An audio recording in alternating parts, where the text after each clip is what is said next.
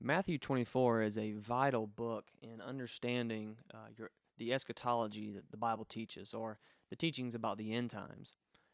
Jesus said in Matthew chapter 24, he said, "And because lawlessness will be increased, the love of many will grow cold, but the one who endures to the end will be saved. And this gospel of the kingdom will be proclaimed throughout the whole world as a testimony to all nations, and then the end will come." And so Jesus himself is speaking about the end coming.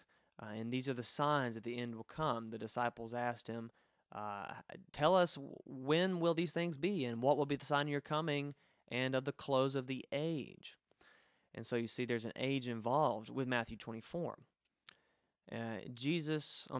Paul also said this about what Jesus said. Paul said in Colossians chapter 1, verse 6, "Which has come to you, as indeed in the whole world it is bearing fruit and growing," in reference to the gospel, "as it also does among you, since the day you heard it and understood the grace of God in truth." And so Paul there in Colossians 1:6 says that in the whole world it is bearing fruit. In verse 23, he says, "This is the gospel that you have heard and that has been proclaimed to every creature under earth, and of which I, Paul, have become a servant." And so Paul even understood that every creature under heaven has heard this gospel. It's been proclaimed. And so the understanding, or the misunderstanding, is that whole world means every single individual. But we see that the way Jesus used it and the way Paul understood it was that it only meant the world that they were a part of.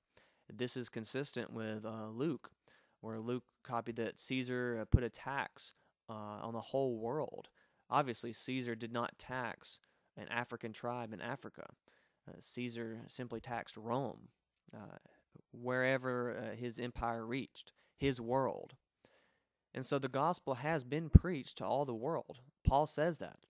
It is indeed in the whole world, it is bearing fruit and growing, and has been proclaimed to every creature under heaven.